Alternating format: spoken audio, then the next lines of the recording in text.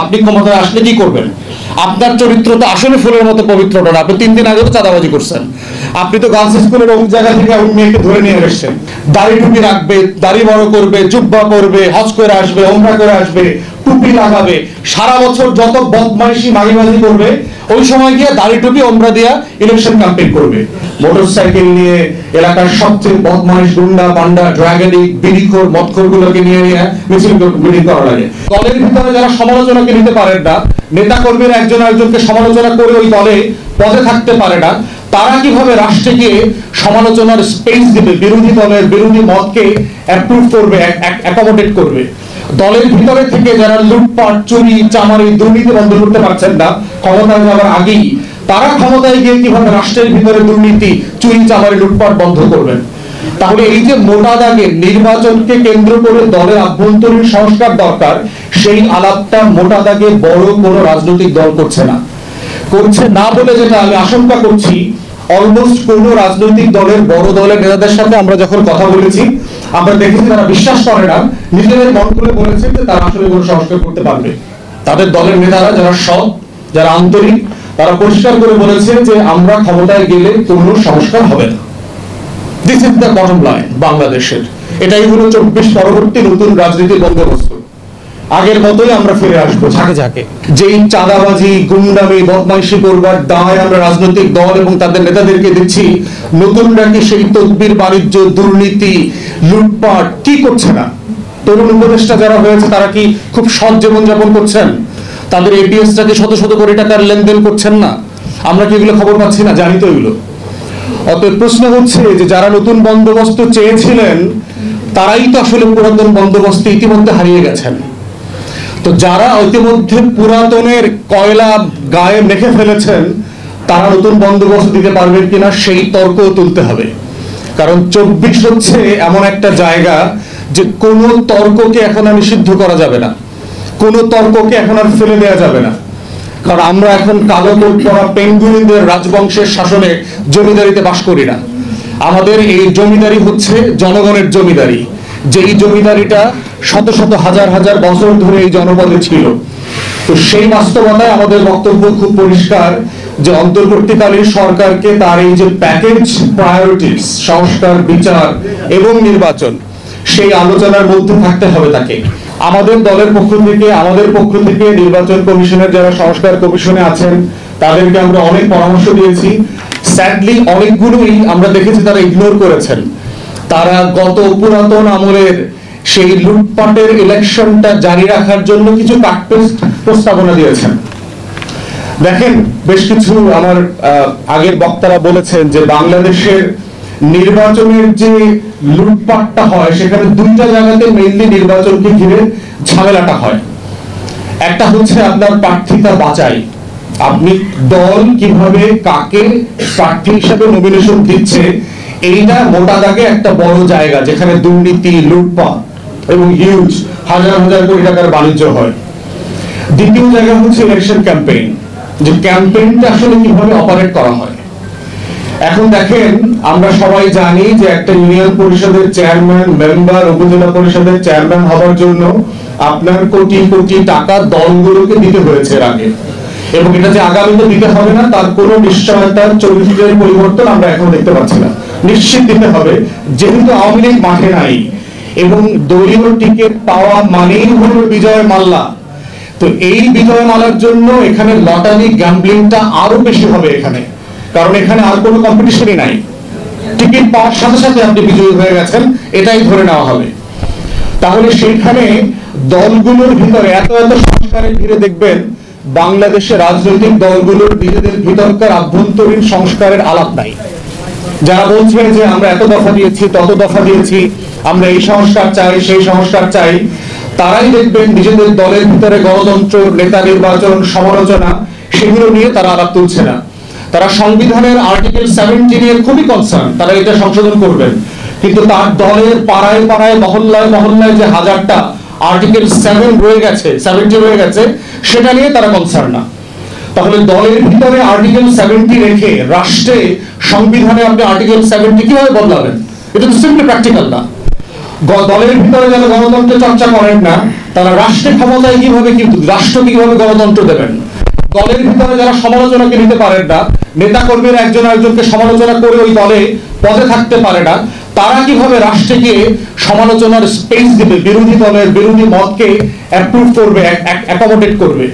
দলের ভিতরে থেকে যারা লুটপাট, চুরি, চামারি, দুর্নীতি বন্ধ করতে পারছেন না ক্ষমতায় যাওয়ার আগেই, তারা ক্ষমতায় গিয়ে কিভাবে রাষ্ট্রের ভিতরে দুর্নীতি, চুরি, চামারি, লুটপাট বন্ধ করবেন?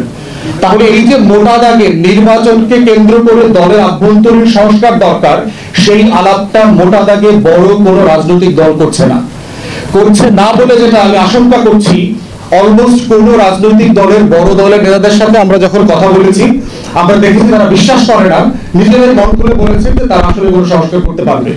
তাদের দলের নেতারা যারা সৎ, যারা আন্তরিক, তারা পরিষ্কার করে বলেছে যে আমরা ক্ষমতায় গেলে কোনো সংস্কার হবে না। This is the bottom line বাংলাদেশের।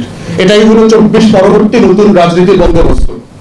আগের মতোই আমরা ফিরে আসবো ঝাঁকে ঝাঁকে। দ্বিতীয় জায়গা দেখেন যে আপনার মনোনয়ন হয়ে গেল, এখন ইলেকশন ক্যাম্পেইন। আমরা বলেছিলাম যে আমাদের পক্ষ থেকে যে ইলেকশন ক্যাম্পেইনটাকে টোটালি ইলেকশন কমিশনকে নিয়ে অপারেট করেন, স্পন্সর করেন। ইলেকশন ক্যাম্পেইনে মোটা দাগে কয়েকটা খরচ আছে।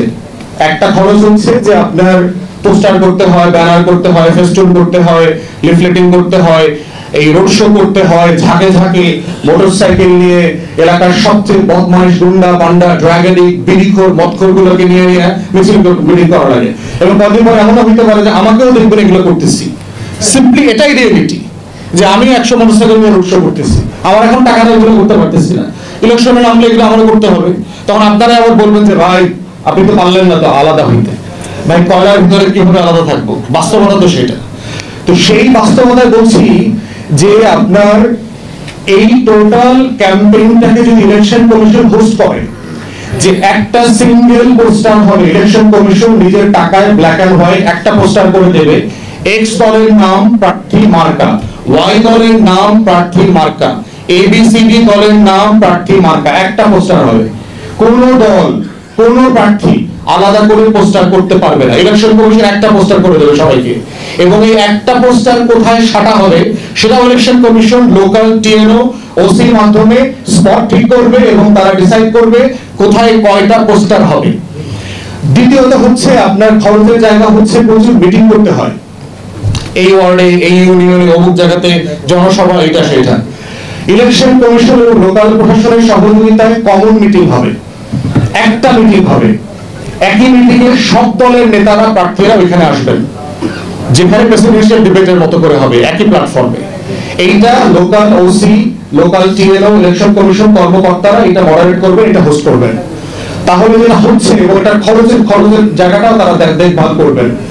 তাহলে যেটা হবে যে প্রার্থীদের নির্বাচন কেন্দ্রিক চাঁদাবাজিটা বন্ধ হবে। লোকালি তার টাকা উঠাইতে হবে না, কারণ সে জানে যে আমার আসলে কোনো খরচ নাই। আমার পোস্টার করে দেবে ইলেকশন কমিশন, আমার ব্যানার করে দেবে ইলেকশন কমিশন, আমার বিতর্ক, আমার টাউন হল মিটিং, আমার ইউনিয়ন পরিষদের মিটিং, আমার গ্রামের বৈঠক, সবকিছু করে দেবে ইলেকশন কমিশন। এবং এইটা করবার মধ্য দিয়ে যেটা হবে যে আপনারা কমন বিতর্কের জায়গায় আসতে পারবেন, যে আসলে নাগরিকদের জায়গা থেকে এই হাত ধরা, পাও ধরা, বুকে ধরায় দেওয়া, খেতে নামা, কাদা মাখা, যত বাটপারি আছে আমাদের ক্যাম্পেইনে, কোনো ইস্যুস নাই, খালি ইমোশনাল ব্ল্যাকমেইলিং আছে। দাড়ি টুপি রাখবে, দাড়ি বড় করবে, জুব্বা করবে, হজ করে আসবে, ওমরা করে আসবে, টুপি লাগাবে, সারা বছর যত বদমাইশি মাগিবাজি করবে, ওই সময় গিয়ে দাড়ি টুপি ওমরা দিয়া ইলেকশন ক্যাম্পেইন করবে। এই বদমাইশি ক্যাম্পেইন বন্ধ হয়ে যাবে এগুলো দিয়ে। তাহলে ইলেকশন কমিশন যদি এটা অপারেট করতে পারে, তাহলে নাগরিকরা আসলে এম্পাওয়ার্ড হবে। সেই কমন টাউন হল মিটিং এ এসে নাগরিকরা প্রশ্ন করবে যে আপনি ক্ষমতায় আসলে কি করবেন? আপনার চরিত্র তো আসলে ফুলের মতো পবিত্র না, আপনি 3 দিন আগে তো চাঁদাবাজি করছেন, আপনি তো গার্লস স্কুলের অমুক জায়গা থেকে মেয়েকে ধরে নিয়ে এসেছেন। কমন টাউন হল মিটিং আসলে যেটা হবে যে আপনি গ্রামের মানুষের কাছে সত্যটা লুকাইতে পারবেন না, চোর যে চোর এটা সে বের হয়ে যাবে। এবং তখন কমন মিটিং এ আপনার এই চরিত্র বের হয়ে যাওয়ার পরে যেটা হবে, টাকা দিয়ে আপনি চরিত্র ব্যাক করাইতে পারবেন না। সো থার্ড যেটা বলেছি, একটা খরচের জায়গা হচ্ছে ইলেকশন, সেটা হচ্ছে ভোটার পুল করা। যে আপনার গ্রামে গঞ্জে যেহেতু ট্রান্সপোর্ট একটা বড় জায়গা, কৃষক মনে করে যে আমি 60 টাকা অটোতে দিয়ে ওই ভোট কেন্দ্রে যাব, আমার কি দরকার, ওই যদুর জায়গায় মধু আসবে, মধুর জায়গায় লাল মেয়ে আসবে, লাল মেয়ের জায়গায় সোনা মেয়ে আসবে, আমি আমার ক্ষেত খামারি করি। আমি পার্বত্য চট্টগ্রামে আপনার উপজাতিদের সাথে কথা বলে দেখেছি, তাকে 19 কিলোমিটার পাহাড় বেয়ে তার নিকটস্থ ভোট কেন্দ্রে আসতে হয়। কেন আসবে সে? পাহাড়ি পথ যদি 19 কিলোমিটার কাউকে পানি দিতে হয়, হোয়াটস দ্য পয়েন্ট? এই রাষ্ট্র তাকে কি দিয়েছে এমন যে তাকে 19 মাইলের ঝড় ঝঞ্ঝা শীত গ্রীষ্মকে উজাড় করে দিয়ে তাকে একটা সিল দিতে আসতে হবে?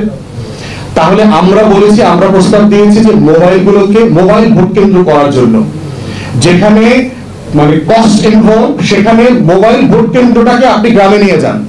আপনারা দেখেছেন যে বিশ্ব সাহিত্য কেন্দ্রের মোবাইল লাইব্রেরি আছে, আপনারা দেখেছেন বাংলাদেশের জিপিওর মোবাইল পোস্ট অফিস আছে, তারপরে হচ্ছে দেখবেন যে মোবাইল টয়লেট আছে, বড় বড় প্রোগ্রামে দেখবেন যে টয়লেট নিয়ে যায়, মোবাইল এটিএম মেশিন আছে, ক্যাশ মেশিন আছে, মোবাইল আপনাকে নিয়ে বিভিন্ন প্রোগ্রামে এটা সেট করে দিয়ে আসবে।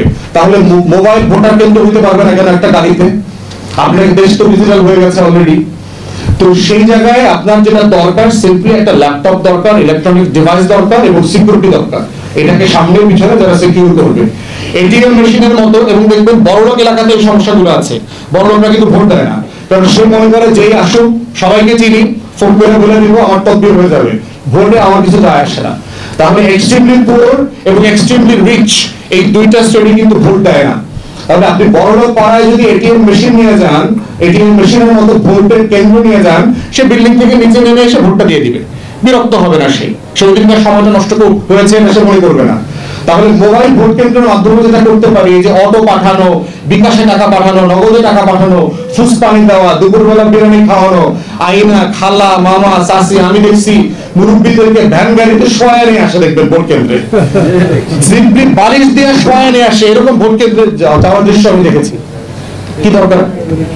এবং আমি বিভিন্ন জায়গায় নির্বাচিত প্রতিনিধিকে জিজ্ঞেস করেছি, যদি আপনি ফুস পানি না খাওয়াইতেন, যদি নগদ বিকাশ না দিতেন, যদি গাড়ি না পাঠাইতেন, কত শতাংশ ভোট আসতো? অধিকাংশ নির্বাচিত প্রতিনিধিরা বলেছে 10 থেকে 20% বেশি বাংলাদেশে ভোট করতো না। This is a reality. তাহলে বাংলাদেশ রাষ্ট্রের ভোটের সমস্যা নির্বাচন ইটসেলফ না, এখানে ভোটার নাই। এখানে আপনার তালিকাতে 12 কোটি 20 লাখ 12 কোটি 45 লক্ষ মানুষ আছে, কিন্তু চিন্তার ভোটার এখানে নাই এদেশে। তাহলে বাংলাদেশ রাষ্ট্রের সংস্কারের জায়গাটা হচ্ছে এদেশের বাসিন্দাদেরকে নাগরিক বানানো এবং এদেশের তালিকাভুক্ত ভোটারদেরকে চিন্তার ভোটার বানানো, যারাই শুধুমাত্র ব্যালটে গেলে পরে দেশ বদলে যাবে, ভালো প্রার্থী নির্বাচিত হবে। ধন্যবাদ সবাইকে, সালাম আলাইকুম।